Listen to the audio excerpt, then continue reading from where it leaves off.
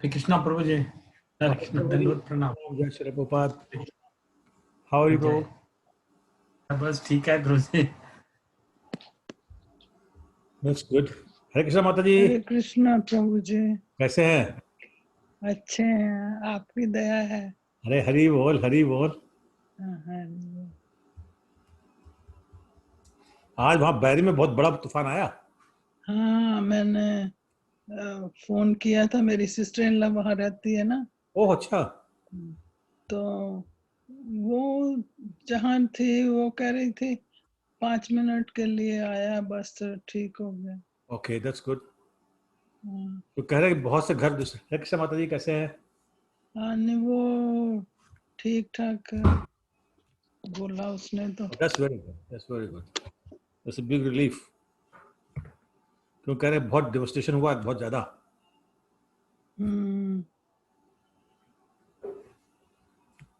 दूर जो कोई ओपन में घर होंगे, ओपन एरिया में हो सकता है. हाँ. या कहते हैं एक्चुअली टोर्नेडो एली साइड में. क्या? टोर्नेडो एली बोलते हैं उसको. वहां पर टोर्नेडो अक्सर आते रहते हैं. अच्छा. बैरी के पास में. हरे Krishna Mansi.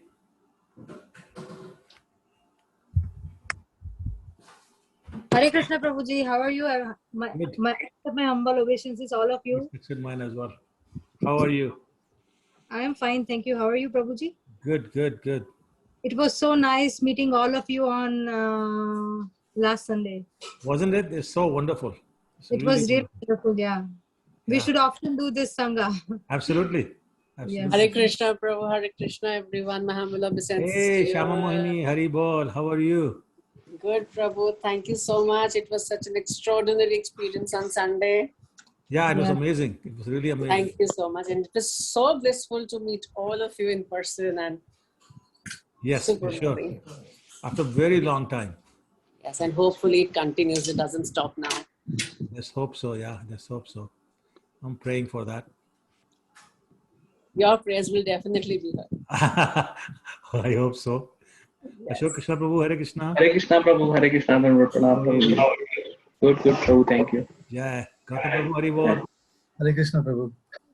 How are you? Good, how are you Prabhu? Good. Why is Navneet hiding? She's coming, she's not okay. I thought I saw her head and then disappeared. That's my that's son. the son. Yeah. How old is he? He's 5 years old. Hari Bol. What's your name, beta? Lovely. Lovely.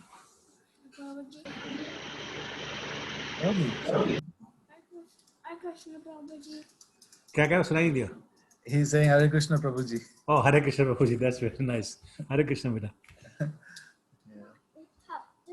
Okay. And Sneha is there as well. Hare Krishna, Sneha. Hare Krishna Prabhuji. How are you feeling today? I'm okay, Prabhuji. That's good.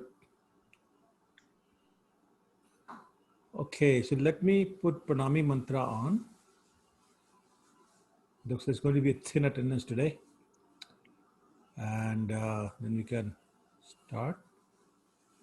And let's see.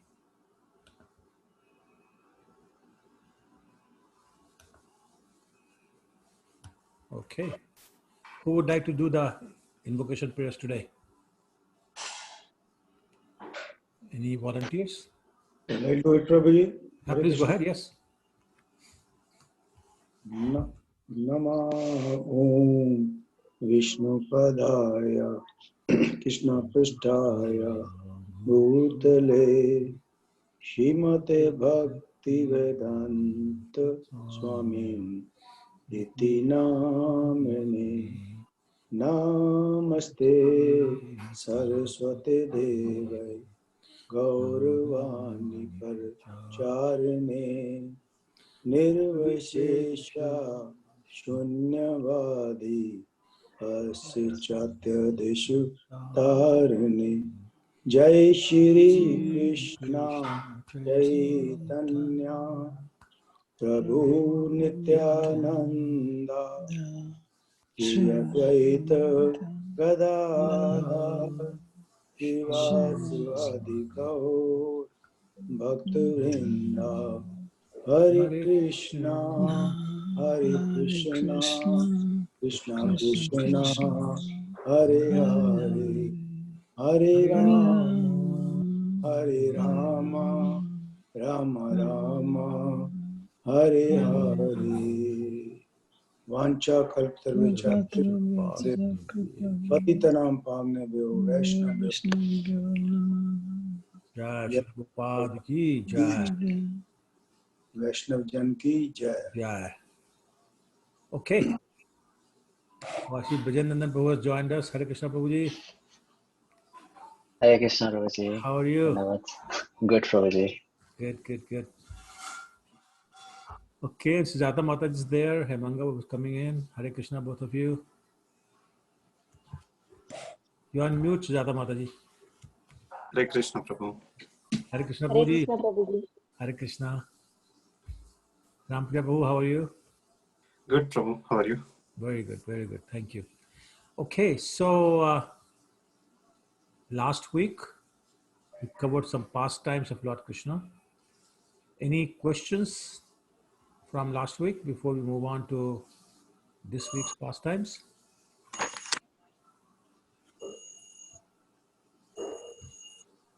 Nothing? Okay, all right. Hare Krishna to everybody. Sorry, got a little Hare late. Krishna. Panga Prabhu, how are you? Good, Prabhuji. Sorry, I got a little late, That's okay. No worries. I couldn't come yesterday too. We went to Srimati's house yesterday, Prabhuji. Oh, okay. How was that? Was Kirtan there for a little more for us. So just join with the other people. Yeah. Okay, all right. So today we're going to start with the discussion on killing of the demon named Aghasu. And then we'll move on to an incident that happened the same day, which is the bewilderment of Lord Brahma. So that's what we will cover today. Okay, Prabhuji. Thank you. All right. Okay. So, as you know, until the age of 5, Krishna was responsible for taking care of the calves with his friends and Balaram as well. And he would go to the forest, not too far from their home, because they were not allowed. And that's where they're taking care of only the calves. And they'll go and play and take care of the calves. So one day they went there early in the morning, and they decided to have a picnic and play all sorts of games that we used to play. They had all sorts of games. One of the favorite games was to actually steal one another's lunch boxes.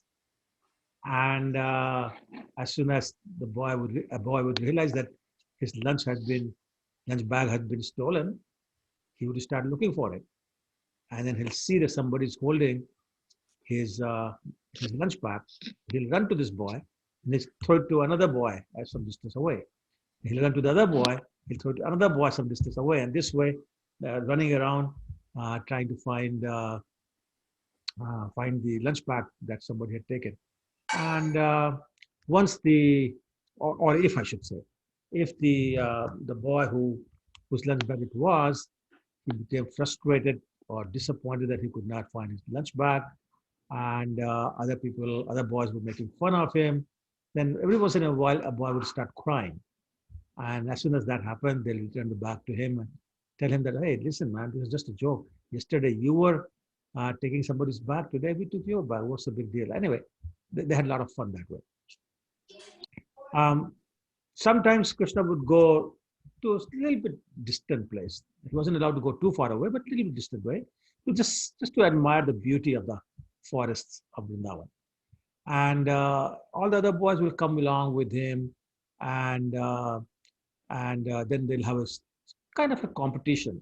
One boy would say to the other boy, I shall be the first one to run and touch Krishna.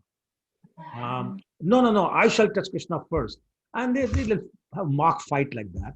They'll have a good time just repeatedly touching Krishna. That was their excuse to touch Krishna. Some of the boys will, play with their flutes or blow their bugles. Some imitated the buzzing of bumblebees. Some will make the voice of a cuckoo bird.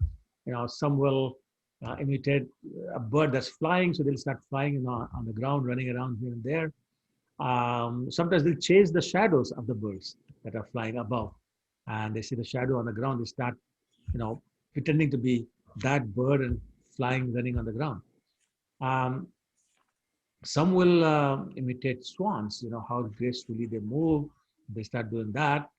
Some will sit down with the ducks. Just really sweet, silly games. They sit with the ducks and just be very silent, just like the duck not say anything. And some will start dancing like peacocks. Some will attract monkeys and then start imitating those monkeys.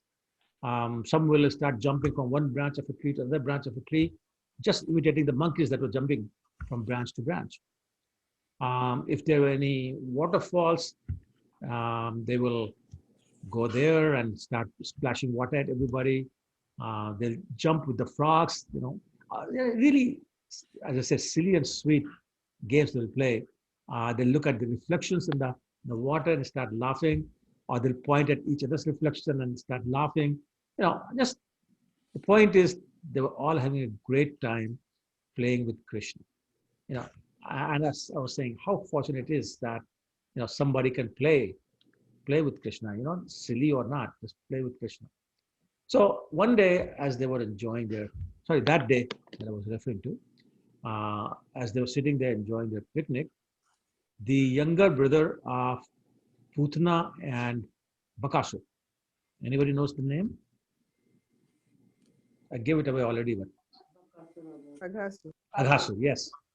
So Aghasur decided to take the revenge for the death of his sister and his brother, which is Putana and Bakasur.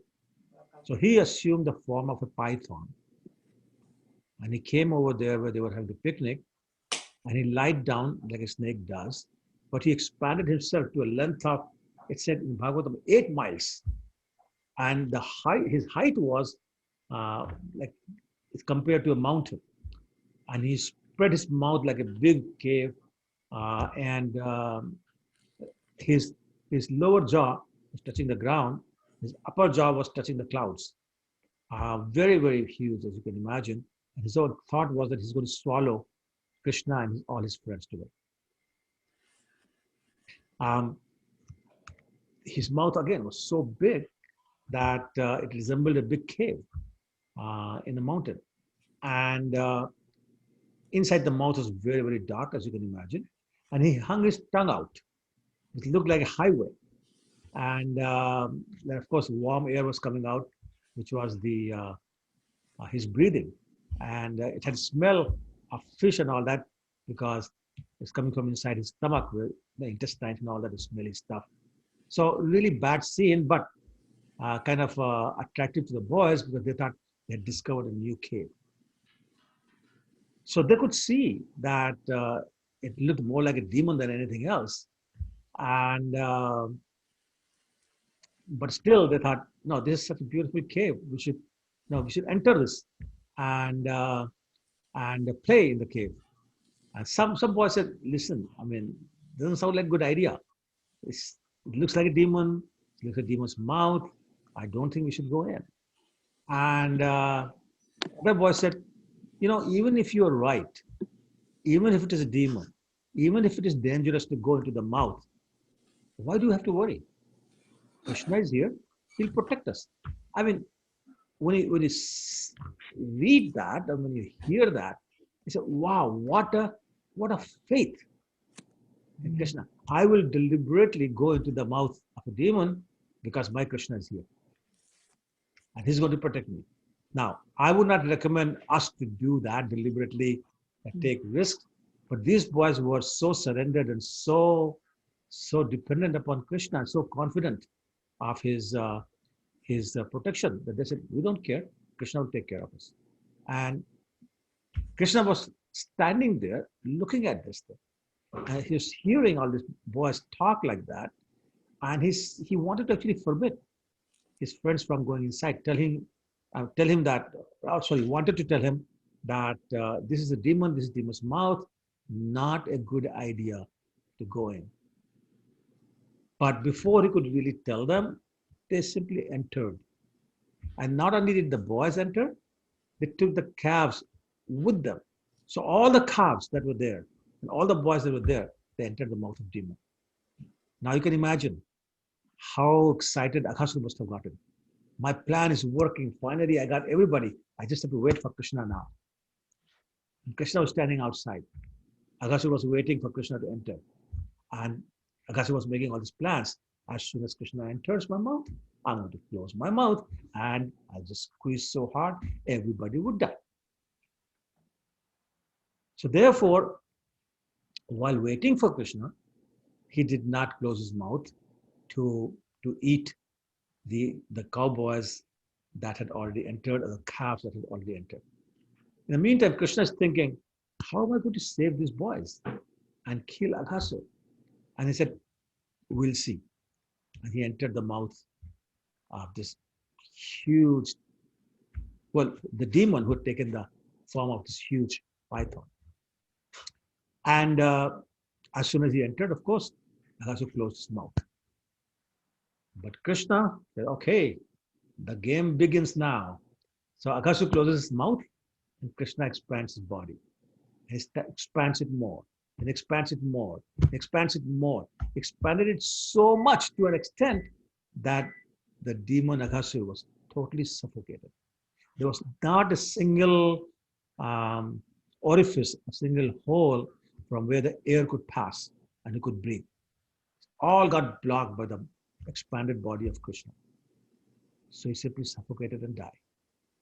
And from his body, a very glaring effulgence came out. That was his soul. It illuminated all directions and went up in the sky and stayed there without moving. So stationary somewhere in the sky until Krishna forced open the mouth of this dead demon, came out, and of course he looked mercifully at all the boys and the cows or the calves who had by now fainted because of the poison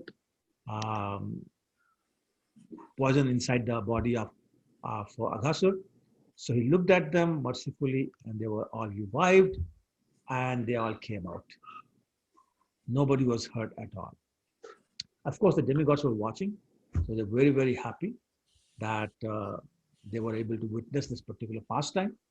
And they start showering Krishna with the flowers, and the wives of the demigods started dancing, Gandharvas were playing kettle drums and other music, and there was a big party in the sky. Well, the two things happened here. Maybe I should ask first. When Krishna kills a demon, what is the destination of the demon normally? I'm not talking about Putana, who was given the residence in Golok Vrindavan, but normally, generally speaking. Yeah, Mansi. Mansi, you want to answer it? Okay, anybody wants to answer it? They go to Brahma Jyoti. They go to Brahma Jyoti, yes, normally. Where they basically are there with nothing to do. Can you hear me, Prabhu? Sorry? Can you hear me now? Yes, Mansi, I can hear you. What is your answer?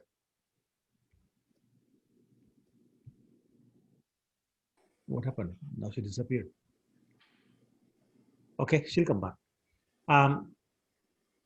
So where they basically merge in the Brahman effulgence and then they wait until they get so bored they come back to planet Earth. But Aghasura did two things. One is that as the boys were entering his mouth,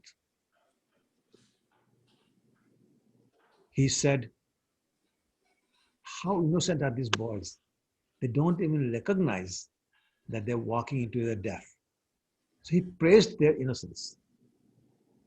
And then when he heard them discuss that even if this is a demon, our Krishna will protect us. He was appreciative of their faith in Krishna. Just those two things that he thought promoted him to Vaikuntha planets. And like Krishna gave him what's known as Sadhupya Mukti. Anybody knows what Sadhupya Mukti is? Features like sorry?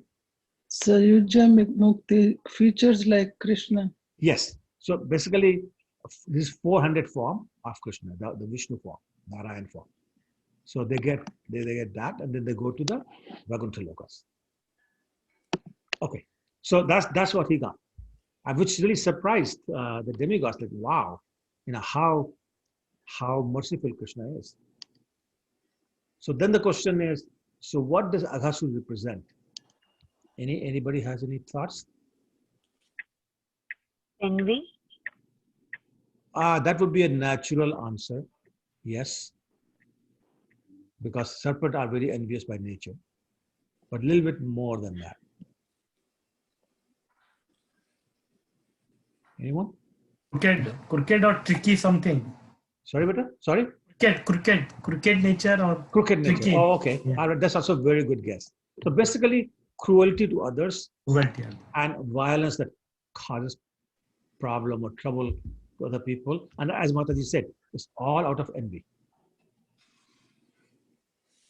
Now, I read a commentary in a different book which said that this attitude of cruelty to others and violence and causing trouble to others out of envy is same as an offense against the chanting of the holy names.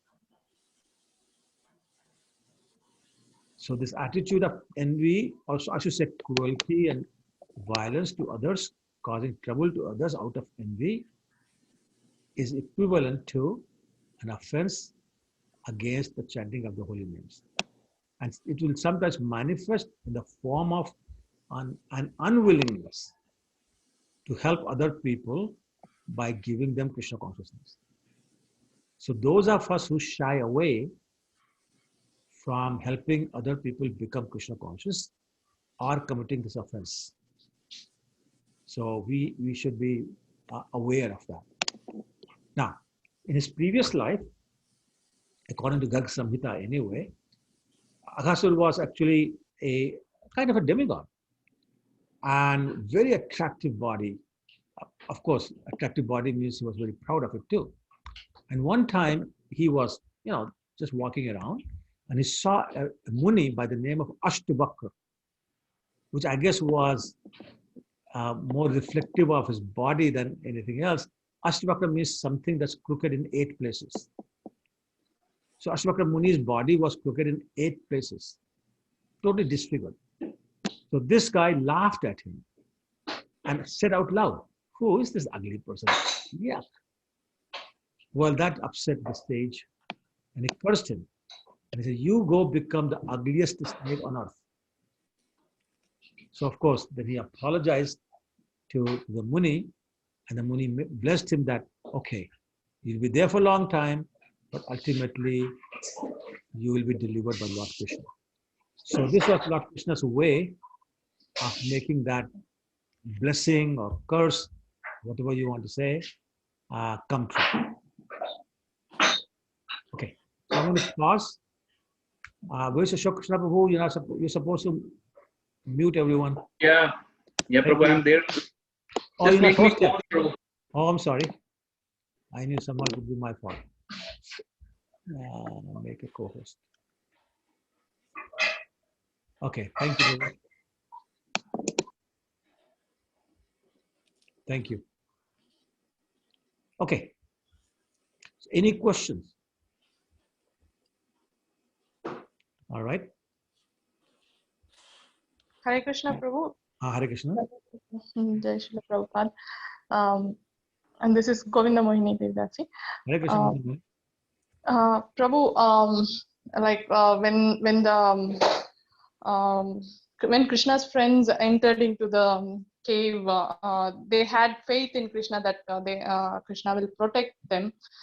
Is it that they had a faith in the sense of Krishna is the Supreme Personality of Godhead, or in the sense of their friend, loving friend, that he will definitely protect them? Yeah, that's a very good question, Mohini. These boys, they never considered Krishna to be God. Forget Supreme Personality of Godhead. They never considered God or even demigod for that matter. I think when I was talking about the pastime of Krishna lifting Govardhan hill, as there he was lifting the hill on the little finger of his left hand, Madhumangal, his friend, was saying, "Hey Krishna, don't get so puffed up. It's not you who's doing it. It's the energy or the potency of our austerities as a Brahmin that's keeping the hill afloat. Nothing to do, no credit to you." And the other boys would say, "If you hadn't put a stick up, the hill would have fallen. So don't think, Krishna, that you did something." So on and on. Like every time he did something, they would just basically poo-poo it. No credit to you, no big deal. We can do something better. And if you don't believe me, come have a wrestling match with me and watch us defeat you.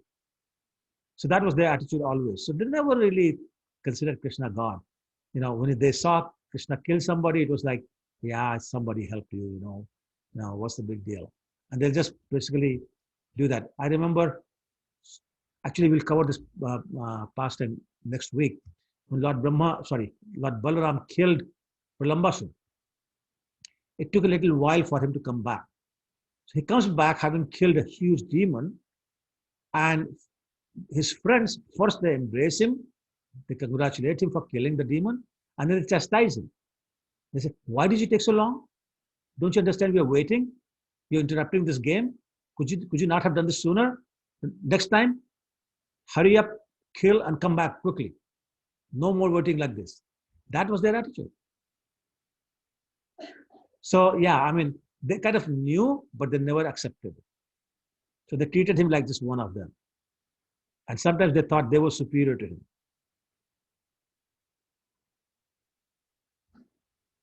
So Govind Mohini, did I answer your question? Yes, Prabhu. Actually, they still had the faith that Krishna will protect them. Absolutely, and that's what they were saying. Don't worry, even if it's a demon, Krishna will take care of us. So they had the 100% faith. Okay. But not because they thought he was God. Okay. Yeah, they had 100% faith. Again, next week we'll talk about another pastime of forest fire, where they ran to Krishna and said, "Save us." And Krishna said, "Close your eyes." And they simply closed their eyes. Nobody thought, "Oh, we close our eyes, he'll run away and we'll die." Nothing like that. Krishna says, "Close your eyes," we'll close our eyes. So they had that kind of faith. Okay, Prabhu. Understood. Thank you. Sure. Anyone else? Prabhuji, I had a question. You said Krishna expanded in such a way that there was no space left inside the demon. But then how did it not affect his friends and the calves? Like even they were inside as well, right? It did affect them. They actually fainted. Okay. They fainted. And that's why once he glanced at them with his merciful eyes, then they were revived. Okay. And then they came out. Yeah, they had all fainted. Okay, Prabhuji, thank you. And not just from the lack of oxygen, also the poisonous, the poison inside the body was killing them. Okay, anyone else? Yeah. All right, so let's move on then. Okay, so now, I don't know how many of you know, but I think I did mention that in the beginning, that Krishna was 5 years old. The interesting thing is that Krishna killed Aghasur when he was 5, but the boys who typically used to tell whatever happened during the day, whatever demon Krishna killed, they'll go in the evening and tell their parents and everybody else what Krishna did. But it was not for another 1 year, 1 full year, actually exactly 1 year, before the boys disclosed this pastime to their parents and other people in the village. So when Parikshit Maharaj heard that, he said, "My dear Shukadeva Goswami, why? Why did it take them a whole year to tell this pastime? What was so different this time?" And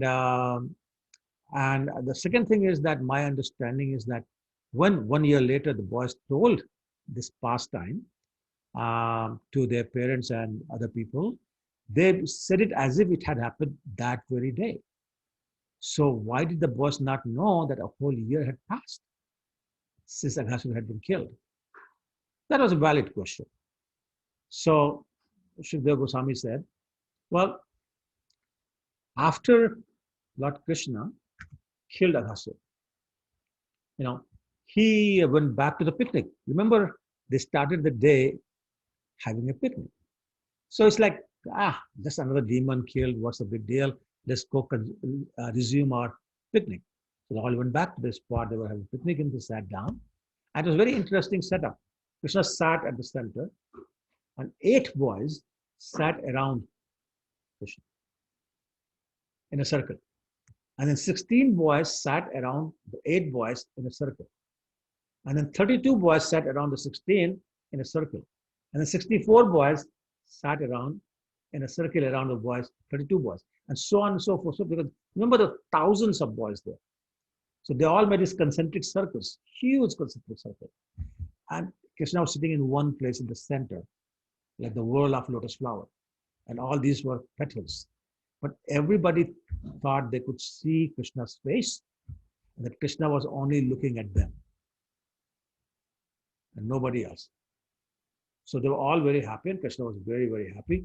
He was looking at them, they were looking at him, just enjoying each other. And not just each other's beauty, but also each other's association. And now, there's another very interesting aspect of this association. Krishna would Mother Yashoda will give Krishna a lot of food stuff, prasadam, to have at lunch. And all the boys will bring lunch from their homes. But Krishna never ate what Mother Yashoda gave him for lunch. Why? Because he was shared with everybody else.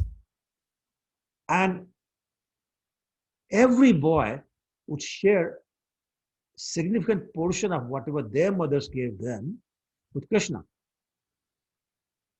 So basically, Krishna was feeding everybody and everybody was feeding Krishna. And they were playing very nice games. One of the games that's described, actually they would be joking with Krishna.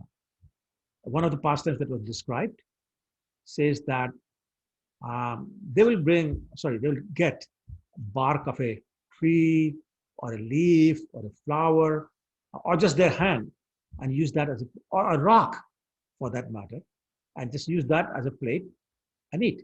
And as a matter of fact, there's a place in, if I'm not mistaken, Kamyavan, which is one of the 12 forests in Vrindavan. And if you go there, there's Bhojan Sthali. There's the place where they ate. And that's a rock. On the rock, you see 2 bowls, one dark colored, one light colored, and you see 2 plates. And they were basically naturally formed bowls and plates in which Krishna and Balaram ate. So that place is still there. And there's a whole long pastime with that place, so I don't have time to get to that. But anyway, my point is that so they will eat together and basically enjoy. Anyway, so every once in a while, somebody would say, Krishna, my mother made this wonderful rasgulla. It's really tasty, so juicy. You should take one. So Krishna would say, okay. And the boy would hide a flower behind the rasgulla. So say, open your mouth, Krishna. So Krishna opens his mouth. And the boy pretends to put the rasgulla, but puts the flower in his mouth. Not realizing it, Krishna would start to chew. And when he realizes not a rasgulla, but a flower, he'll make faces. And then everybody would laugh. They'll clap or they'll make fun of him. So I mean, that's basically the kind of games they were playing and sharing prasadam with each other. Anyway, so they were having a great time. Suddenly, the boys noticed that all the calves who were nearby, just a few minutes ago, have suddenly disappeared. They seem to have wandered away somewhere. So they got frightened. They said, oh my God, Our parents have given the responsibility to take care of the calves, and you lost them. So they all got up, let's go find. And Krishna said, no, sit down, sit down. You sit here, enjoy your picnic, enjoy your prasadam. I'll go and find the calves. So I said, okay. So they sat down, they started eating, and Krishna left to look for these cows. Now he looked everywhere. He looked at the mountains, he looked at the caves, he looked behind the trees, behind the bushes, everywhere. But he was unable to find any calves. So he returned, kind of feeling morose.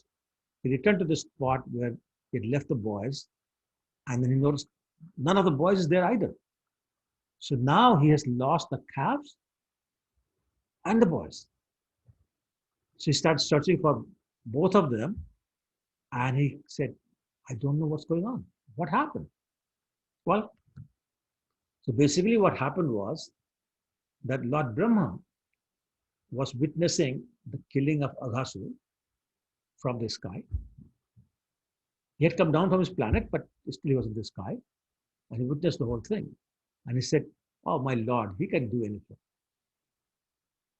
And then he turned around and he saw same Krishna sitting with these boys who are laughing at him, who are making fun of him, and he's having a great time. And they're exchanging prasadam, he's eating from their hands and all those kind of things. And he said, how is it possible that the Supreme Personality of Godhead can play like that with these cowherd boys and eat from their hands? And they have not washed their hands, they've not read any mantras or tantras, they're not making any mudras, but he's eating from their hands. And he seems to be enjoying it. And he said, wait a minute, this cannot be God, it's somebody else. So he said, well, let me find out, let me test. Let me show my power, and that will allow me to test Krishna's power. If it is really Krishna, well, then we'll see. Otherwise, I'm going to show him. So that's why he took the calves first. And when Krishna went to look for the calves, he stole the boys also.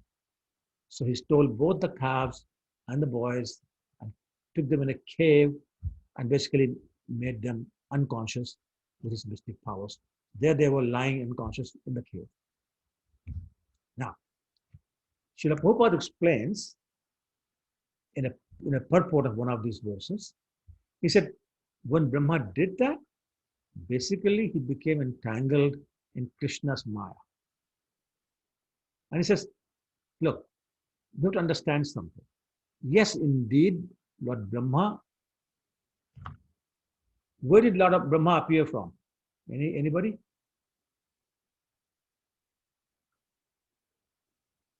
Where did Vishnu. Sorry? Navel of Garbhadaksha Vishnu. No, but what was the immediate thing that he was sitting on, that he appeared on? A swan. No. What was he sitting on when he appeared? Or what came out of the navel of Lotus flower? Yes. So in some sense, you could say, well, lotus flower is the father of Brahma, because that's where he appeared. The point is whether it's a man or animal or a lotus flower, they're all material. And anything that's born from them has some impact on whoever is born. So there is, the birth is through some kind of material energy, you can say.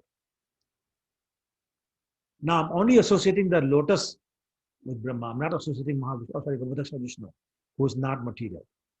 Okay, just to make the point. The point I'm trying to make is that anybody who's born through material energy is subject to 4 material deficiencies. And we know this. All of us living entities who are born in the material world suffer from 4 deficiencies or defects.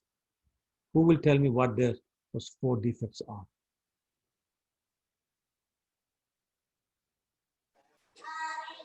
Four defects in all living beings. Tendency to cheat. To cheat, yes. Be under illusion. Illusion, yes. Commit mistakes. Commit mistakes, yes. one more, I forgot.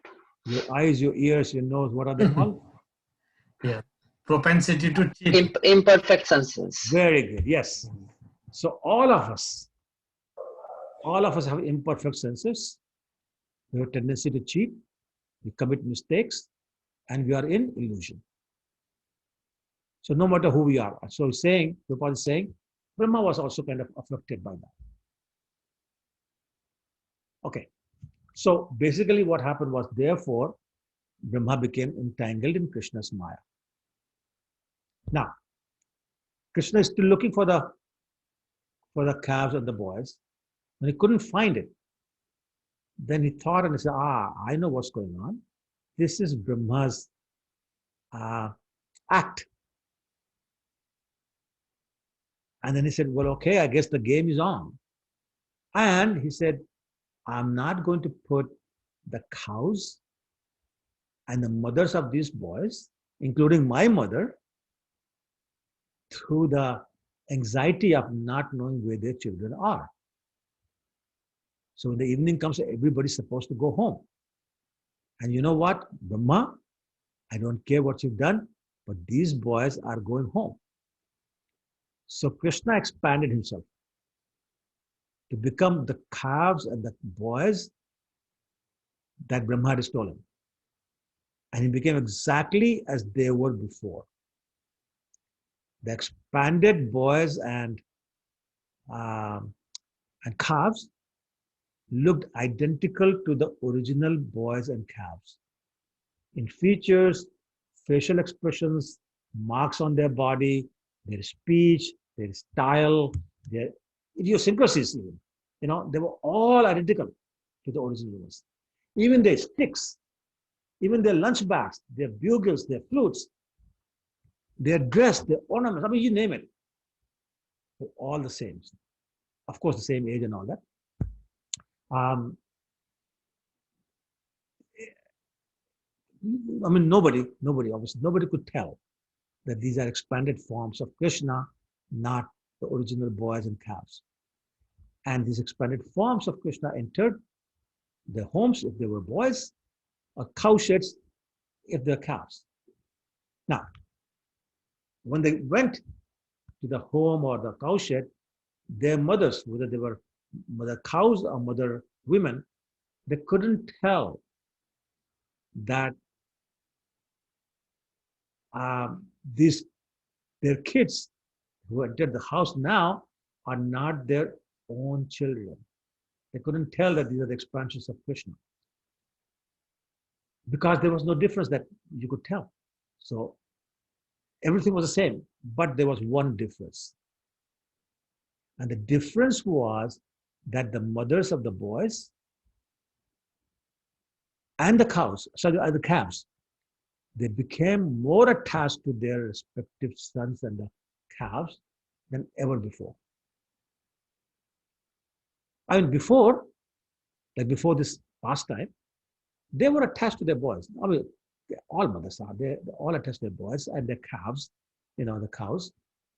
But still, these women felt more attached to Krishna, who was Yashoda's son, than their own son.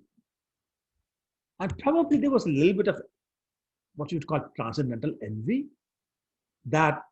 And the envy was that, look at me, I'm not as lucky as Yashoda is. She can feed Krishna anytime she wants.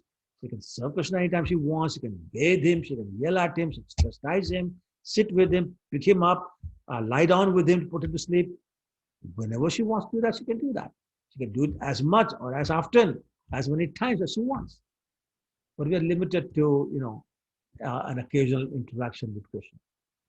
But now, after this pastime, they were feeling the same amount of attachment and affection for their sons, their own sons, as they did for Yashoda's Krishna. So that was the only difference. Suddenly they were more attracted, more attached, more loving to quote unquote their own sons than they were to Krishna. No, sorry, not more, but same attachment as Krishna. Before it was more for Krishna than their own sons. Actually, there's something else that Prabhupada says in the purport that I want to mention. And I'll be honest with you, until I read that purport, I did not know. Prabhupada says that actually, Lord Brahma did not take away Krishna's friends. Krishna knew this pastime was going to happen. So he had already hidden the original boys and the calves and created shadow boys and shadow calves who are basically created by Krishna's potency, Maya. So just like Ravan had taken Maya Sita, the shadow Sita, Brahma also was taking away the shadow boys and shadow calves. Because Brahma could not trick the real boys and real calves. So he only entities he could do that to and show his own extraordinary opulence was to the shadow boys and shadow calves. So this bewilderment was caused by Krishna, the Supreme Controller. And that's the point Prabhupada is trying to make. Prabhupada says again very emphatically that anyone materially born is subject to bewilderment. Lord Brahma does not have the potency to take away Krishna's friends. It's like nobody has the potency to touch the gopis. Forget Radharani, just ordinary gopis. Nobody has the potency to touch them. That's why the shadow gopis were married to all these cowherd boys. Anyway, so this pastime is therefore called Brahma Vimohan Lila, which is the pastime of bewildering Brahma. Anyway, this went on for almost a whole year. Actually, basically Brahma had done that and then very soon realized, what am I doing? I'm playing with fire. So he immediately returned to return the calves and the boys. But that moment of fraction of a moment of Brahma was equivalent to 1 year on earth. So by the time he turned around to come back, 1 year was gone. And actually, there's one pastime I forgot. So about 5 or 6 days before the year was over, what happened was one day, the cowherd men who were responsible for the cows, the boys were responsible for the calves, men were responsible for the cows. So they had taken them up on the Govardhan hill. On top of the hill, they were, grazing the grass and things like that. And they looked down, the cows, they looked down, and on the bottom, in the pastures near Vrindavan, it was not all that far away. They saw their calves grazing. And suddenly they had such a surge of affection for their calves that they forgot themselves. They forgot the cowherd boys who were the caretakers for the cows. And even though the path downhill was very rough and kind of dangerous, but they ran full speed towards their calves. And it says that their udders were full of milk and their heads and the tails were raised towards the sky. Their humps were moving with their necks. And they ran very, very fast until they reached their calves. And once there, they embraced, as much as the cows can, they embraced their calves and they allowed their calves to drink milk from their udders. And they began licking the bodies of their calves. And Bhagavatam says very nicely, they're licking as if they just want to swallow their own calves. So much love in their heart. They want to eat them up. And the cowherd men were looking at all this and they're saying, what's going on? And they tried to even stop the cows, but they were running with so much force, they were not able to stop all these men. They kept running. So they were actually very angry and a little embarrassed too that they could not control their own cows. So they came running down, although they had a lot of difficulty because the path was so hard, so rough. And anyway, when they came down, suddenly they saw their own children, their own sons. And they had this surge of affection for their sons. And so they became totally, overwhelmed with emotion. And they hugged their children, they picked them up in their lap, started smelling their heads and all that. And they had the highest possible pleasure of their life is picking their sons up and smelling their heads. And Lord Balaram was there, and he observed this extraordinary show of affection by the cows and these cowherd men. And he said, hey, what's going on here? This is not normal. What's going on? So, of course, his Supreme Personality advised himself. So he could see from his transcendental vision that Krishna actually had expanded himself. So he said, hey, Krishna, what's going on? So Krishna told him the whole thing, secretly, obviously. He told him the whole thing that had happened. So he didn't say anything. Anyway, so 5-6 more days went by. Now it was exactly 1 year, and Brahma came back. Basically, he wanted to see what kind of fun, quote unquote fun, he had caused by stealing the boys and the calves.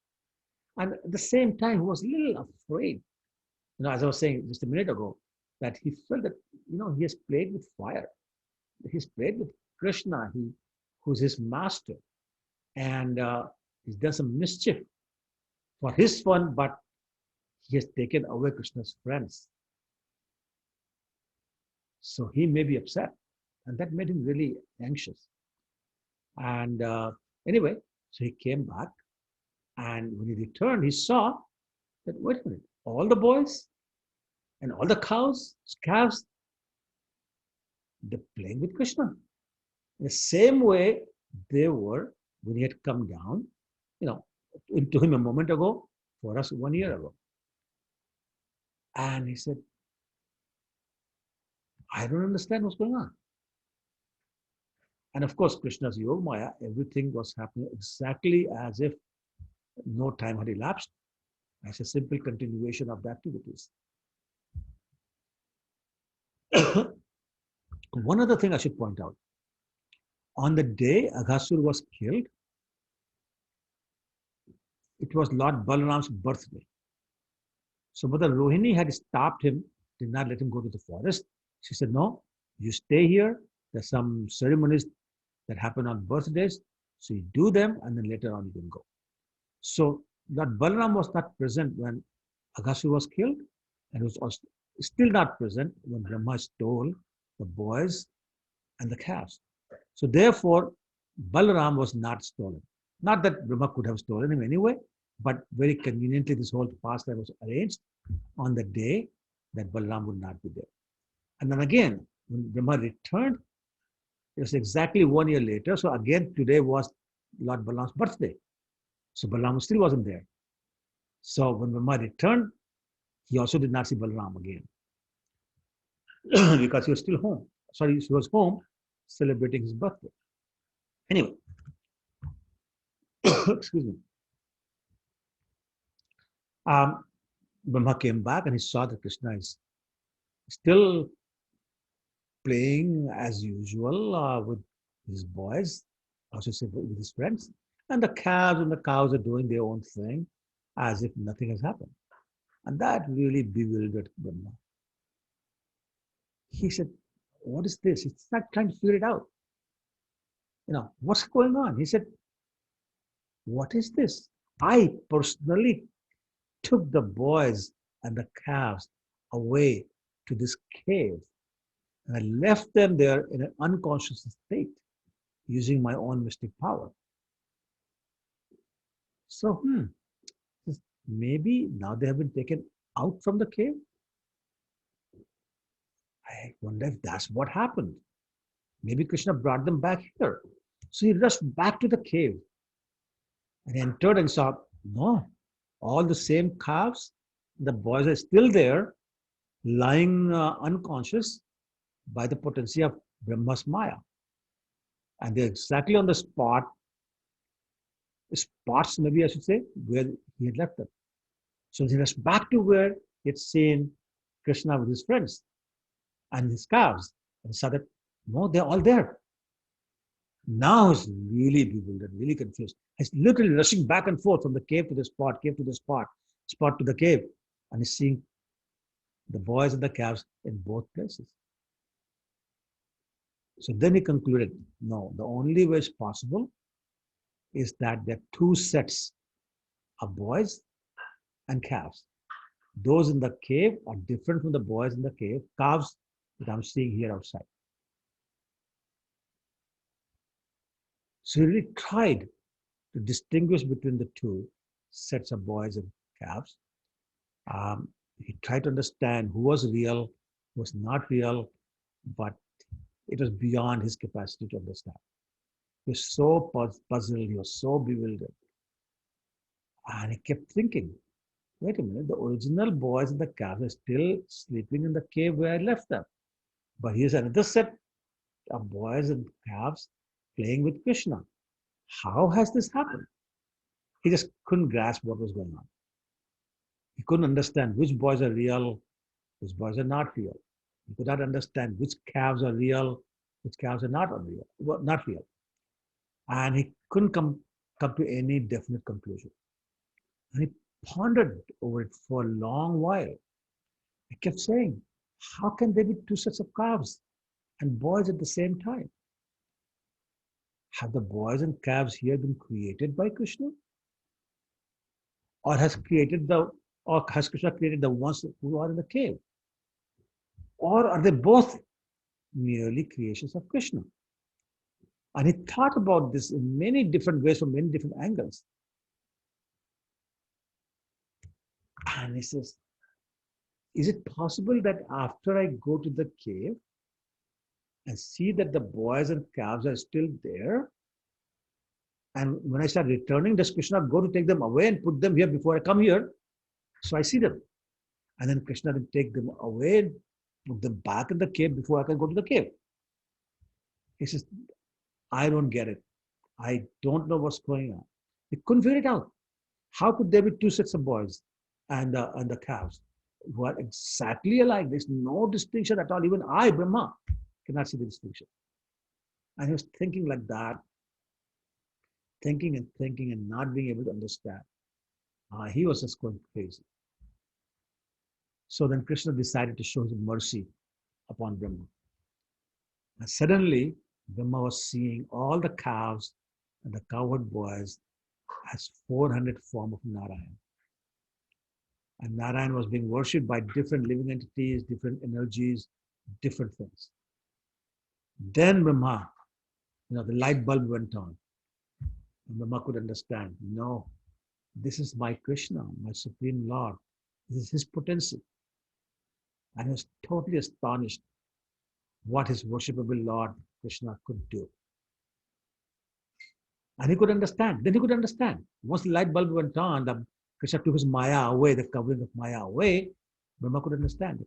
Although the original calves and boys are still in the cave where he put them in the first place, Krishna has simply expanded himself into identical calves and boys.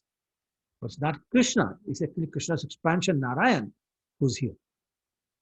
All the boys and the calves have the same features, same mentality, same intentions and idiosyncrasies and all those kind of things, but they're all Krishna. And Brahma said to himself, I wanted to bewilder Krishna. That Krishna who bewilders the whole universe. The whole universe is under the mystic power of Krishna.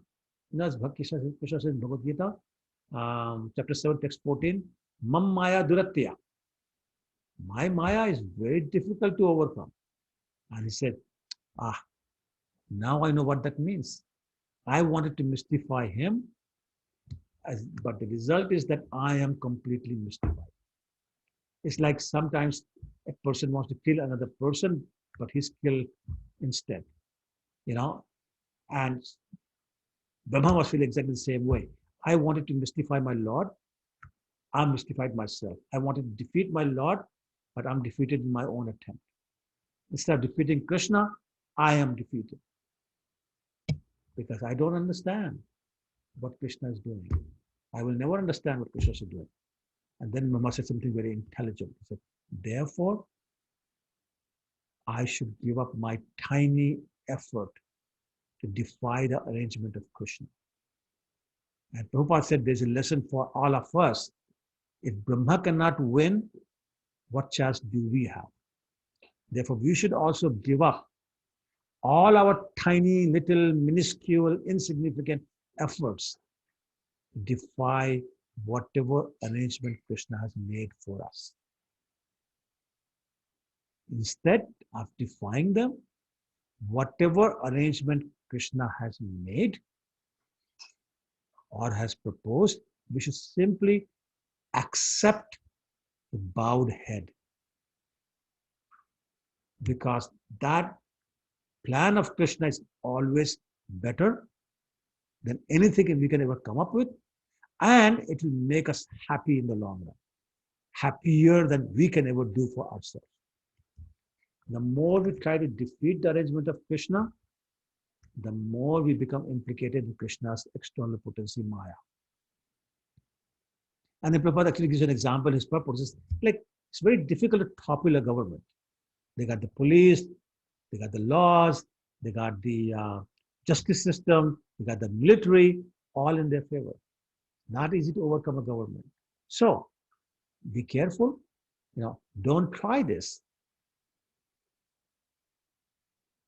because you'll basically be defeated.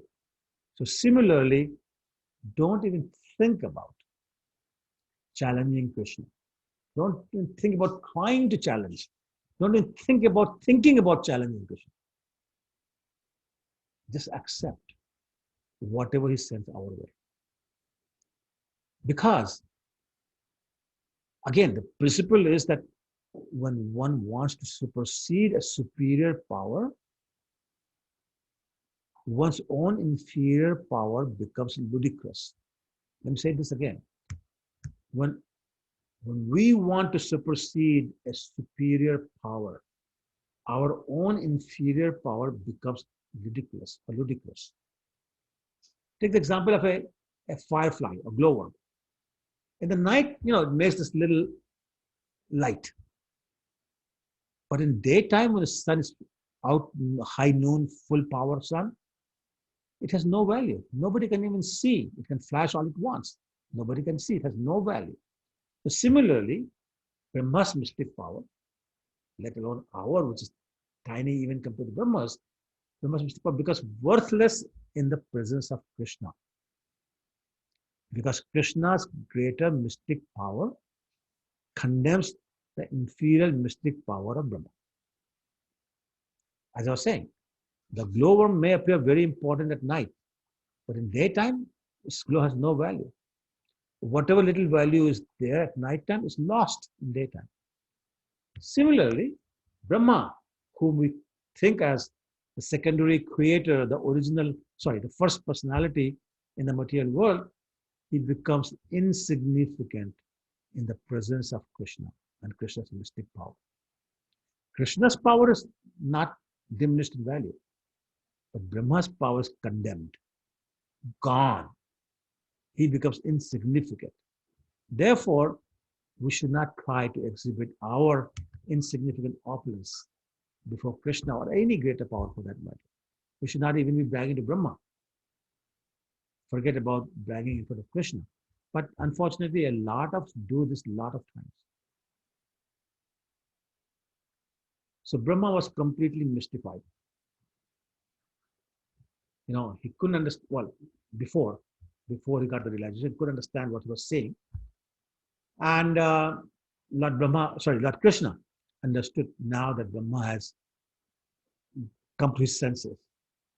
So then he removed the Yoga Maya covering from Brahma's infra eyes, and Brahma's external consciousness was revived. And then Brahma stood up. He was sitting on his carrier swan.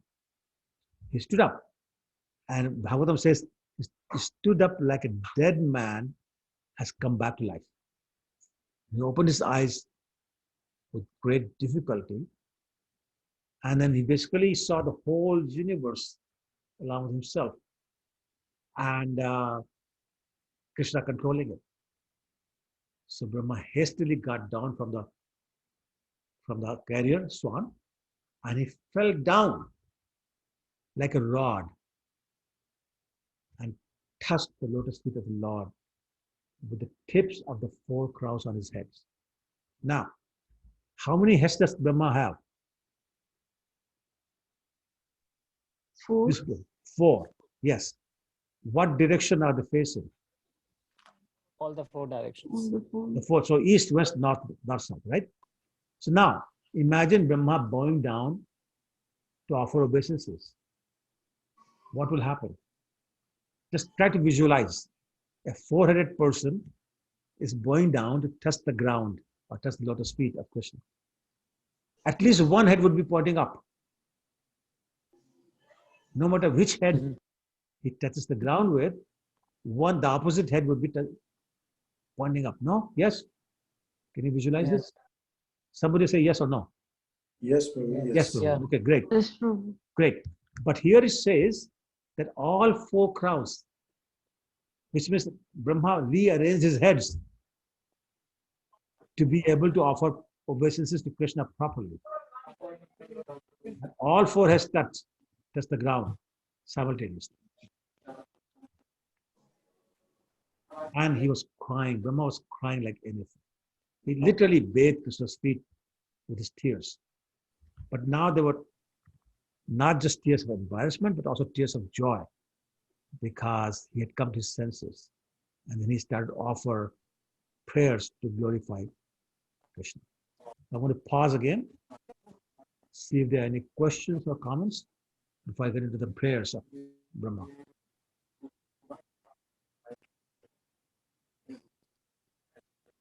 Yes, Prabhuji, I have a question. Go ahead, Prabhu. Yeah, so Prabhuji, I wanted to ask you, like like Lord Ram, you said that it was the Maya Sita that was captured by Ravan. So Lord Ram, being Maryada Purush, after hearing the the comments of the washermen, had to say Mother Sita to leave that, or Mother Sita had to eventually leave it. Similarly, if the cowherd boys and the calves, if they were the shadow which went with Brahma, and for that one earlier, or for the moment of the Brahma, all of them, they were the same cowherd boys and the men remain here in Vrindavan, but still their mothers and their parents' affection increased. So I didn't really understand that. Yeah, I'm glad you asked. So basically there were 3 sets. 3 sets. Basically. So the original boys and calves were hidden by Krishna. The Maya boys and calves were taken by Brahma. And then the 3rd set was produced by Krishna's expansion, who Brahma saw. And these expansions of Krishna that went to Vrindavan, boys and the calves. And I'll talk about all the reasons why Brahma got bewildered, but one of them was that, or is I should say, that Krishna really wanted Brahma to come to his full senses and see Krishna's mystic power for what it is. So that's why he showed his 400 form. If he simply kept the original ones, then there would be no fun for Brahma. So the fun began when Brahma saw the 400 Narayan form in each of the boys and calves. So actually there were 3 sets. Does that clarify your doubt, Prabhu? Yes, Prabhuji, it clarifies it. And for the case of Lord Ram, if it was the shadow Sita which was taken away by Ravan, then why did Ram had to, like, of course, we understand that Lord Ram was Maryada Purush and he had to do the norms of the society and maybe had to ask Mother Sita to leave, but he could have also explained them that it wasn't the same Sita. It was the shadow Sita or something like that who went with Ravan. Okay, I understand your question. So, two points. One is that shadow Sita was created because a sinful person, a material person like Ravan, cannot touch real Sita. So, if shadow Sita was not created, this pastime will not happen. There's no chance that Ravan can ever touch real Sita. So that was the reason for creating shadow Sita. So that's that part. The second part you're talking about is that Lord Ram decided to reject Mother Sita, the original Mother Sita, based on a stupid comment by a stupid dhobi. right? So that has nothing to do with Shadow Sita. Ram knew that Sita is totally innocent and totally pure and chaste. Like not only he knew that real Sita was never touched, she never left, but even otherwise, even Shadow Sita was not really molested by Rama. He could not touch her. So forget about real Sita. But now a different principle was applying. Principle was applying, as you kept saying yourself, that Lord Ram was Maryada Purushottam. So one of the Maryada, does everyone know the word Maryada, what it means? Somebody please say it. What is the meaning of the word Maryada? Respectful distance. I'm sorry? Like a respectful distance or a respectful distance? Yeah, that's one meaning, yes. What else? Compassion or mercy. Not Sorry, sure. beta, say again. Compassion or mercy. Maryada is not quite that. Maryada is like within the limits. Sorry, within the limits. Within the limits. Okay, that's also one meaning, yes. With full etiquettes.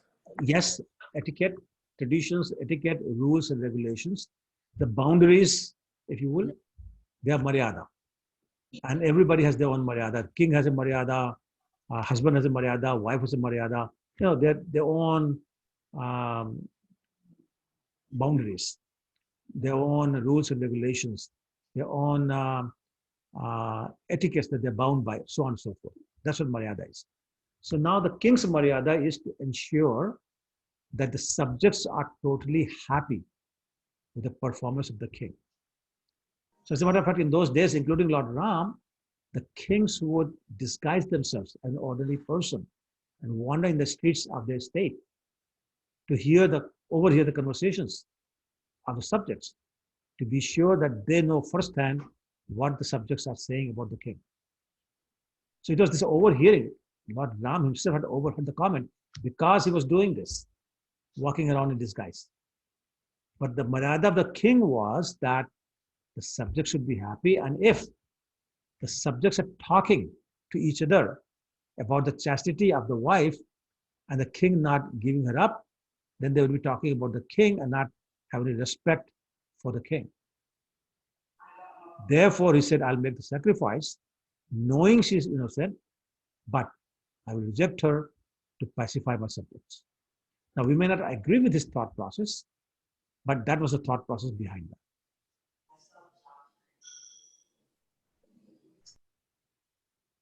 Okay, Valla Hari Prabhu?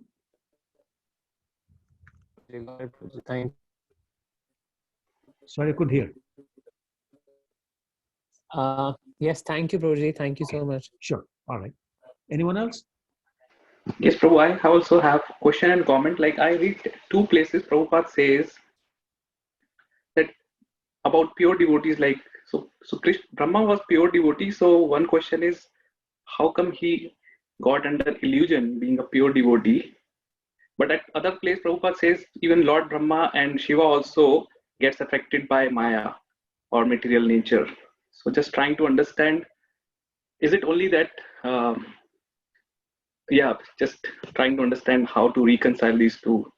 Yeah, so I would have answered this question a little bit later, but I'll answer it now because you asked. So yes, Lord Brahma is not only pure devotee, he's the head of our movement. Yeah. We come from Brahma Madhva Gaudiya Sampradaya. So he's the head of our Sampradaya. And therefore, he cannot be unpure devotee. Yes. He cannot be a alloyed devotee, as Prabhupada would say. He has to be unalloyed. So how does a pure devotee become bewildered? Well, pure devotee does not become bewildered by Mahamaya. But Yoga Maya potency of Krishna can bewilder anyone actually with Krishna's permission, even Lord Krishna and Lord Balaram.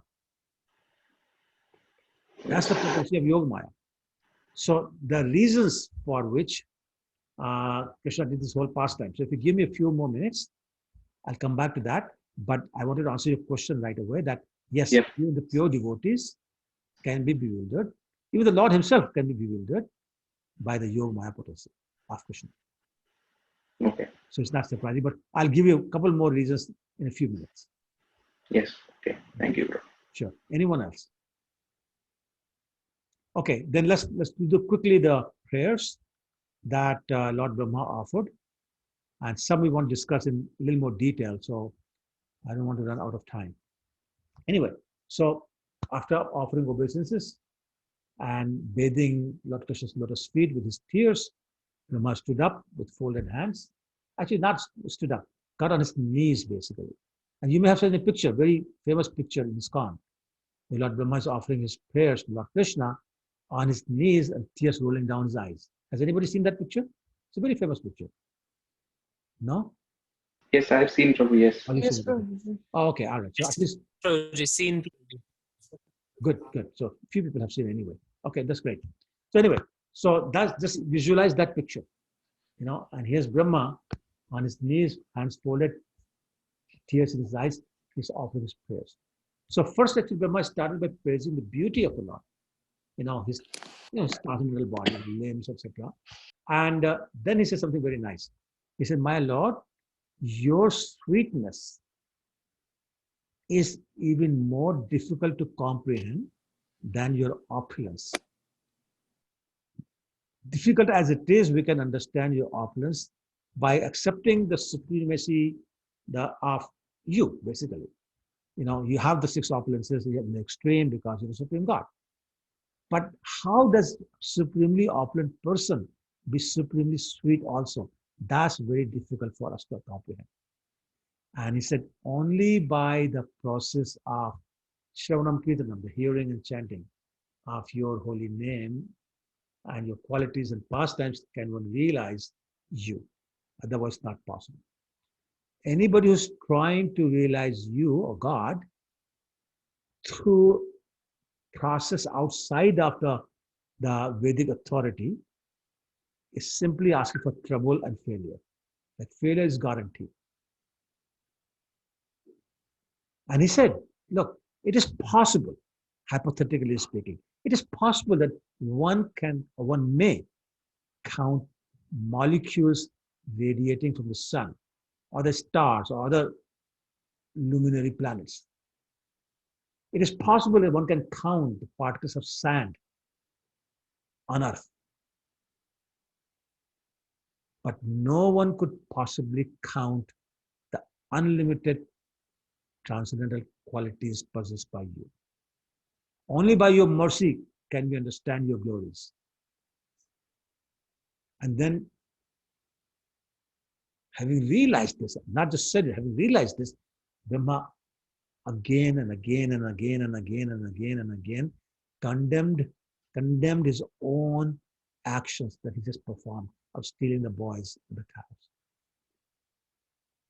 And he said, my Lord Krishna, you are the ultimate shelter of this universe. You are my father. You are the original Narayan. And he begged for Krishna's forgiveness. And then he said a very famous verse that I'm going to put on the screen. Hold on, sorry. Share. And,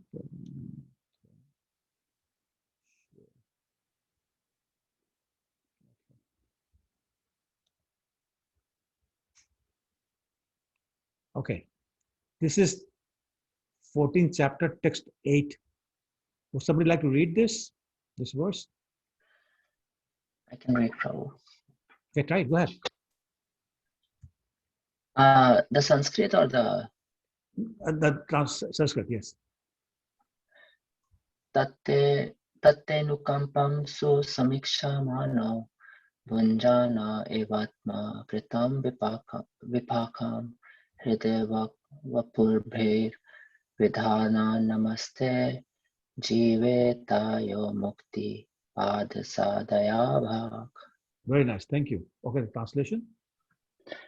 My dear Lord, one who earnestly waits for you to bestow your causeless mercy upon him, all the while patiently suffering the reactions of his past misdeeds and offering you respectful obeisances with his heart, words, and body is surely eligible for liberation, for it has become his rightful claim. Yes, thank you, Babu. So Brahma is saying that here's the characteristic of a pure devotee. When there's trouble in his life, when there are difficulties in his life, he considers them to be a reaction or results of his past sinful activities. He doesn't go around blaming anybody or the Lord. But at the same time, while suffering and not complaining, he patiently waits for the Lord's causeless mercy. Saying that, and while waiting, he does not stop offering his obeisances and his prayers from his body, from his mind, and from his heart, and from his words. And then Brahma says, and if a person does that, he becomes eligible to be promoted to Goloka Vrindavan. It's like an heir making his rightful claim to the property of his father. So Brahma is saying that the devotees simply accept whatever is happening and not blame Krishna. As a matter of fact, there's some devotees who beg for more difficulties because when they have difficulty, they remember Krishna even more. Does that remind you of any particular devotee? Very famous character in Bhagavatam? Mother Kunti. Yes. Anybody by any chance know the verse, or at least the first line of the verse? Vipidasam tutashasva tat jagadguru bhavtam darshanam yatsyak apuna bhav darshanam. She says that give me these miseries again and again and again. Because when I'm in misery, in difficulty, I think of you. And when you appear in front of me, then I know I never have to see the material world again. That's her mood. That's the mood of pure devotees. Brahma is saying the same thing. A devotee is not upset. Devotee is not bewildered. Devotee is not blaming anybody when there's difficulty. He says, this is Krishna's mercy. So, I mean, I wish I had time to get into the reasons why pure devotees get into difficulty, maybe another day. But pure devotees, as we know from the example of Pandavas and Mother Kunti, they get into a lot of trouble, a lot of times. And but they do not give up their dependence upon Krishna. Okay, so let's just keep going. Otherwise, I'll run out of time. Okay, anyway, excuse me. So having said that, Brahma once again apologized for his offenses. And he said, my dear Lord Krishna, you know that I have taken birth in the mode of passion. And therefore, I'm just a fool. I thought I was the controller. I was independent of your lordship. My eyes were darkened by the darkness of the ignorance. And that ignorance made me think that I am the creator of this universe. Completely forgot your position.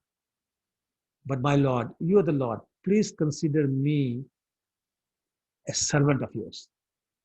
And a servant is always worthy of the master's compassion. So be compassionate towards me. And says, what am I? I'm just a small, insignificant creature. Yeah, you could measure, maybe I measure 7 spans of my own hand, but even I am enclosed in a pot we call universe. And what is your glory? Unlimited parts, the unlimited universes pass through the pores of your body just from one breathing, just as the particles of dust pass through the openings of your screen window. So here I am confined to one part, and the trillions of parts are coming out of your body. That is your glory. Who am I compared to you? And he says again, my Lord, a mother does not take offense when a child within her womb kicks her with his legs. my Lord, there's nothing that exists outside your abdomen. So please consider me like that child and forgive my offense of trying to kick you. And then he says, you're the original Narayan, aren't you? You're the supreme controller, aren't you? You're the soul of every embodied being, aren't you? And you're the eternal witness of all created realms. Indeed, even Lord Narayan is your expansion. And he's called Narayan because he's the generating source of the primeval water of the universe. So you are the origin of everything. And then he started to glorify his precious opulence. Excuse me. And then he talked about how even Vishnu, I'm sorry, even Shiva is different from Lord Vishnu. And basically he said, if we simply understand the truth of you or about you, we get liberated from all bondages. You know, some fools reject your personal form, but they end up in all sorts of difficulties. And anybody who's trying to search you in that manner will never succeed. There's no way to understand the truth about you without your mercy.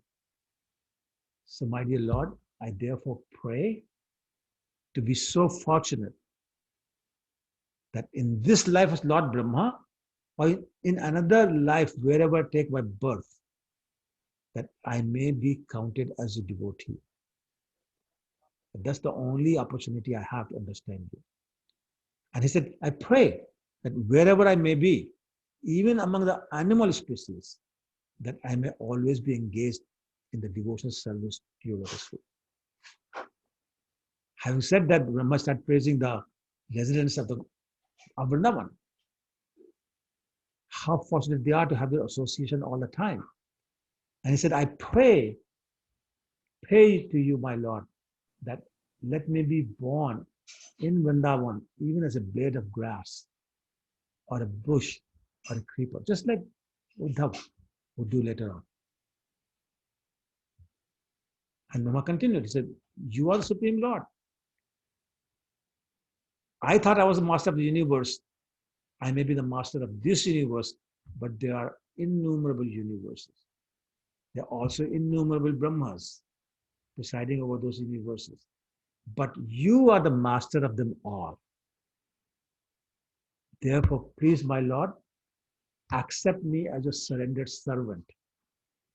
I hope, I pray, I beg that you will please excuse me for disturbing you in your pastimes with your friends and calves. And now, if you will kindly allow me, I will immediately leave so you can enjoy the company of your friends and your calves without my presence. Now, that's a very important point Brahma just made. And I want to spend a minute talking about that. You see, Brahma is the secondary creator of the universe. There's no question about it. But that's a very opulent position. And in that opulent position, or being in that opulent position, Brahma is, kind of out of place in the simple, blissful atmosphere of Vrindavan. I mean, in Vrindavan, Krishna is exhibiting his supreme opulence in herding the cows, in having picnic, playing games, being defeated and being teased, being mocked by his friends, and on and on and on, those kind of things. And you're doing all that. You're letting them do all this because of their intense love for you. That's the only reason. And so when I see that, I feel so unqualified to remain here because I don't even have a trace of that amount of love they have in their heart for you. And he's thinking, Brahma's thinking, I don't want to give up the association of my Lord. But I think it's better to return to my personal devotion service in Brahmaloka and just get out of here. So kind of embarrassed, kind of unhappy over his own foolish attempt to bewilder the Lord. Brahma preferred that to resume his original transcendental loving service of creating the 8.4 million different species rather than try to enjoy the Lord's presence. Therefore, praising him again and again, offering his obeisances, Brahma circumambulated the Lord and took his leave. And he got on his swan and took off.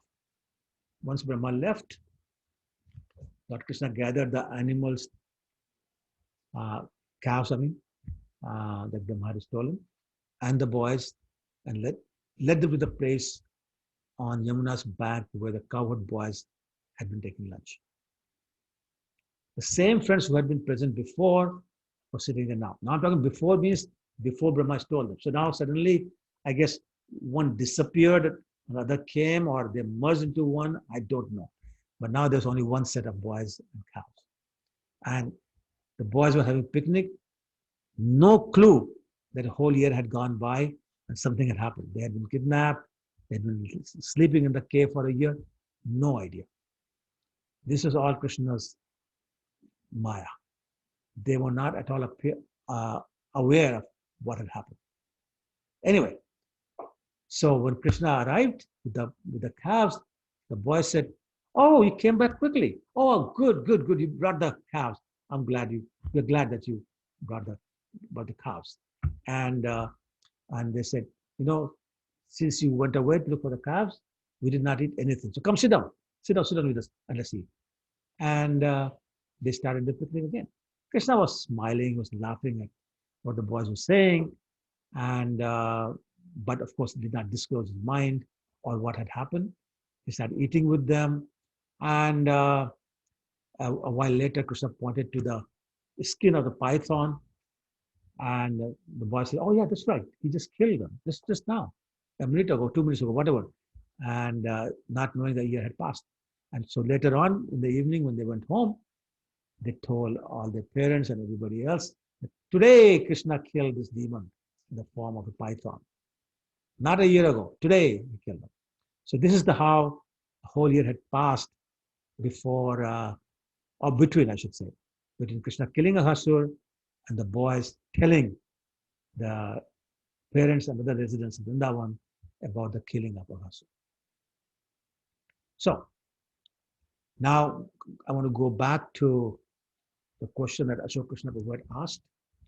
And I'm going to give a number of reasons why Krishna did this pastime and what are the lessons from this pastime. So one is that anyone born of material things in the material world is subject to Krishna's Maya. It's as simple as that. Even pure devotees are subject to Maya. Now, pure devotees may be subject to Yoga Maya, others may be subjected to Mahamaya, but either way, it's Krishna's Maya. So they're both subject to Krishna's Maya.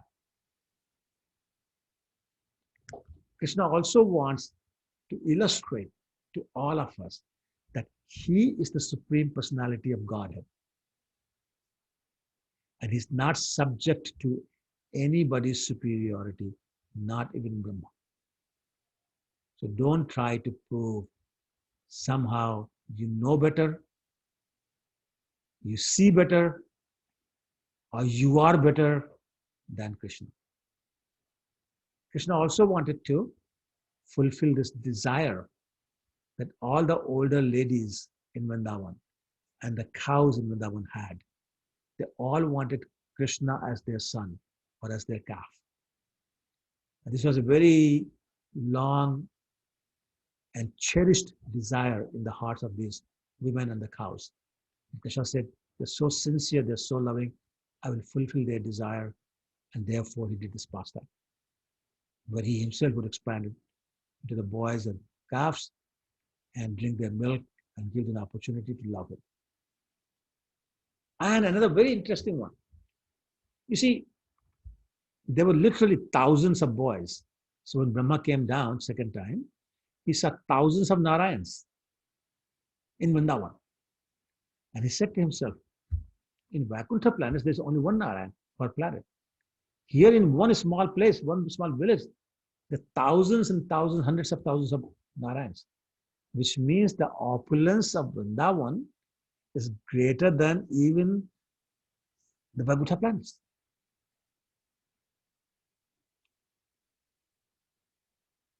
So all the people who think about going to Vaikuntha planet should think that they could go to the planet of million Narayans. That's Krishna. Another point.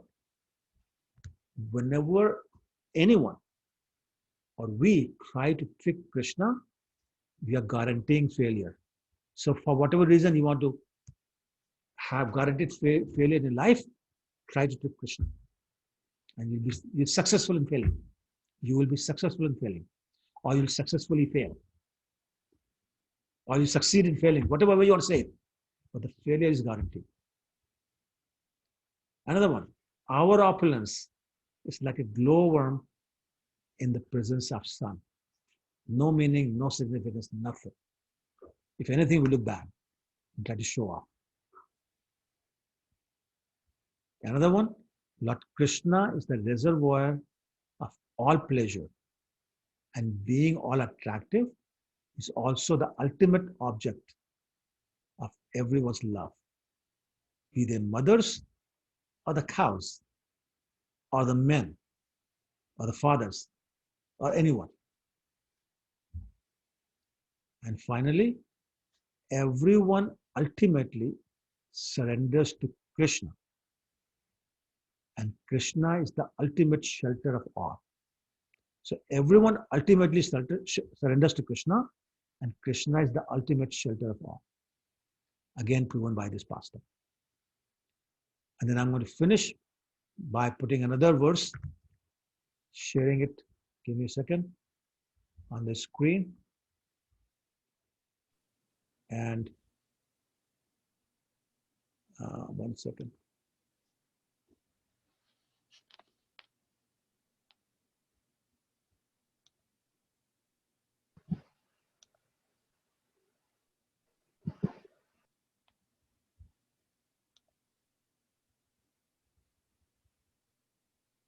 Oh, sorry. Okay, who would like to read this? This is same chapter 14, text 58. Anyone?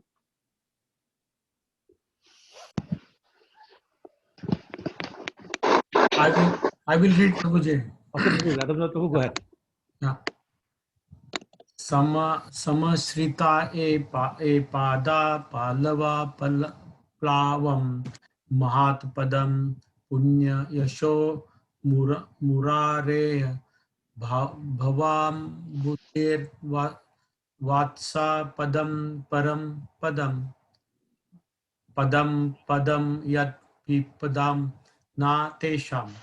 For those who have accepted the vote of the lotus feet of the Lord, who is the shelter of the cosmic manifestation and is famous as Murari, the enemy of the Mura demon. The ocean of material world is like the water contained in a calf's hoof friend.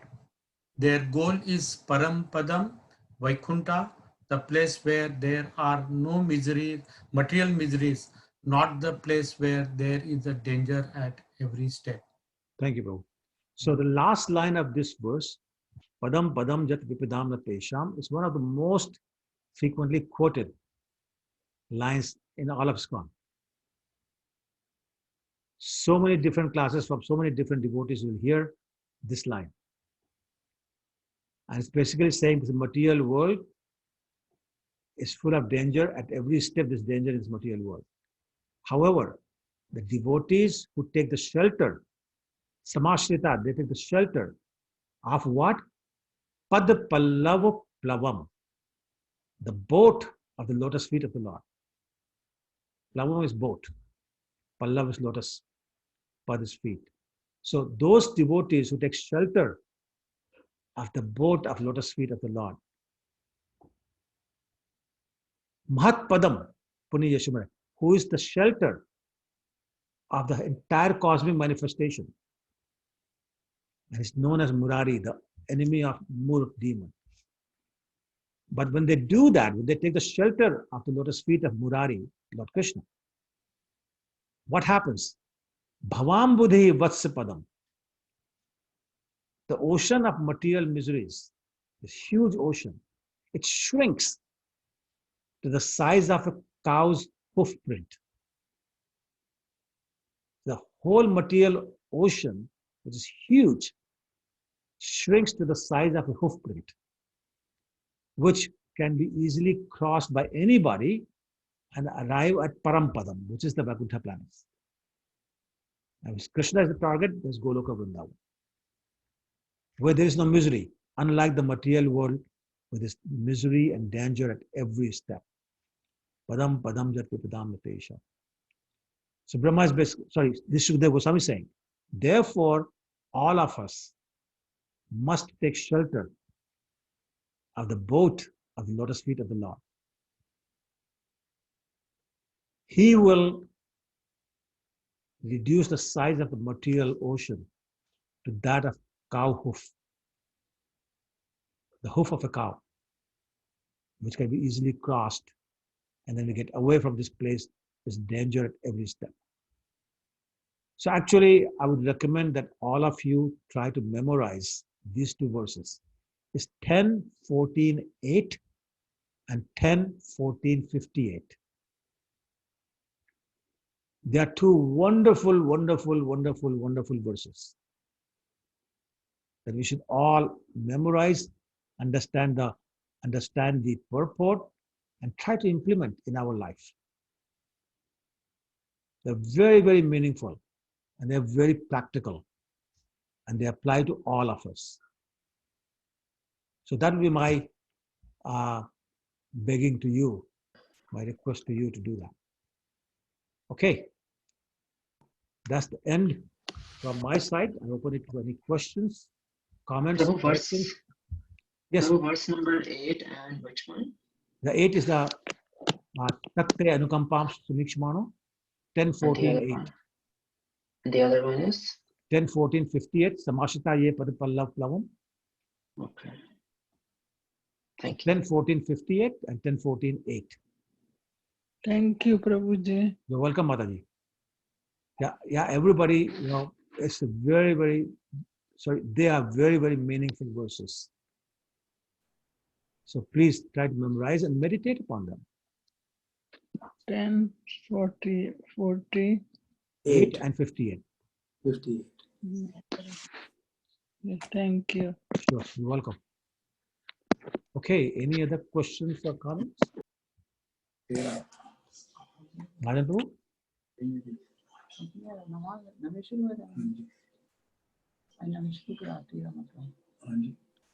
Hare Krishna, Prabhu. Hare Krishna. Yes, Prabhu. I have a question from Yeah. Himanga Prabhu. Actually, Krishna has 64 qualities, like 100%, and like Brahma and Shiva, they have certain portions, and living entities have 75 or 76%. Like how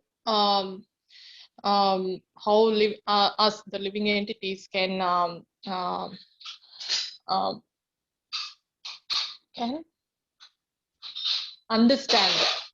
understand Krishna like 100%.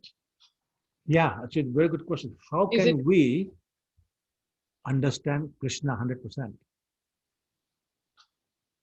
So, in many places in Bhagavad Gita, Krishna said that only through devotional service can you know me.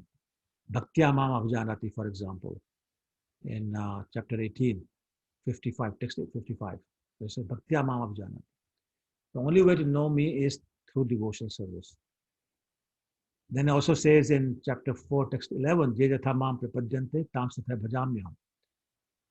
So basically, that's another way of saying by Krishna that I will reveal myself to you to the degree you surrender yourself to me. And many other places says, not by mental speculation, not by reading Vedas. Brahma Samhita, it says, Vedeshu dullabham adulabham atmabhakta. It's very difficult to understand me by reading the Vedas. So much so that Krishna actually tells Arjuna not to worry about Vedas.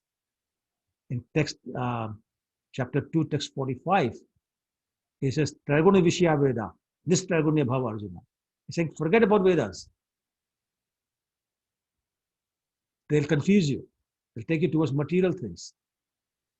So Krishna is saying the only way to know me is through the process of devotional service, starting with Shravanam, Kirtanam, Smaranam.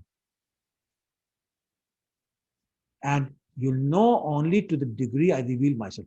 There is no other way. There's no process. There's no mechanical process. There's no mental process. There's no other electronic or electromagnetic or whatever process. No amount of artificial intelligence or machine learning will tell you about Krishna. You only know about Krishna to the degree Krishna reveals himself. And he will reveal himself only to the degree of the purity of your devotional service to him. So the direct answer to your question, Govinda Mohini Mataji, is it can only be known through the process of devotional service. There's no other way. It has nothing to do with how many qualities he has or how many qualities we have. It's simple. If we want to know him, we must perform devotional service and let him reveal himself. So hopefully I answered your question. If not, please rephrase and ask again. Yes, Prabhu. Yeah, thank you so much. Is Himanga Prabhu nodding? Yes. Okay, good. Okay. Any other questions or comments?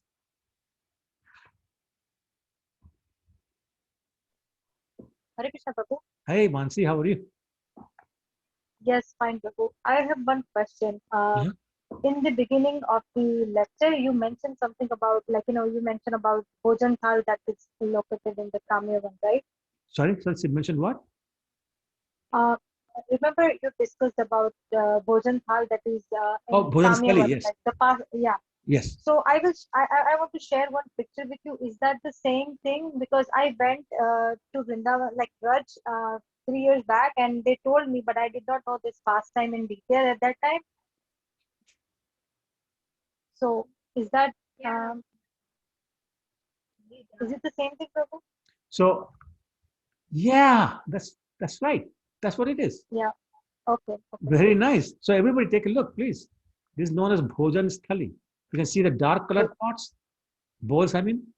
You can see the light colored bowls. And there's a plate there in between. And there's So actually... Yeah, go ahead. So they have explained us that those two small bowls are like, those two are the two you see, the dark bowls, those are bowls, and this is the thal. That's what they explained to us. Yeah, that's right. So there's two dark colored bowls. I see two light colored bowls, and I see a plate in between.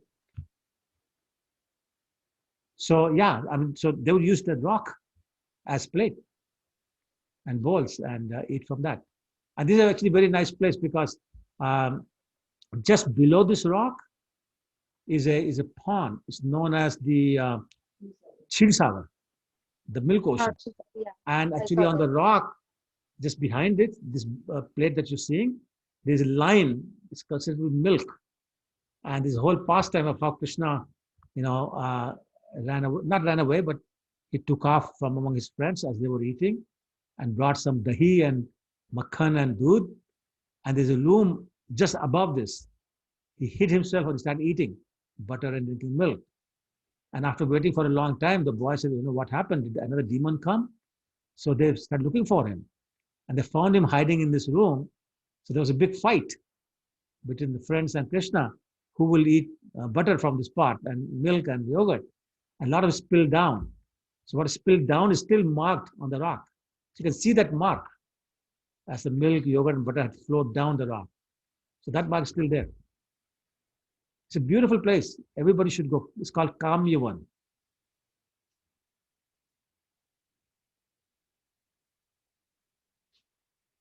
Thank you, Mansi. I appreciate that. This is very nice. Thank you, Prabhu. Thank you. Thank you very much. Yeah.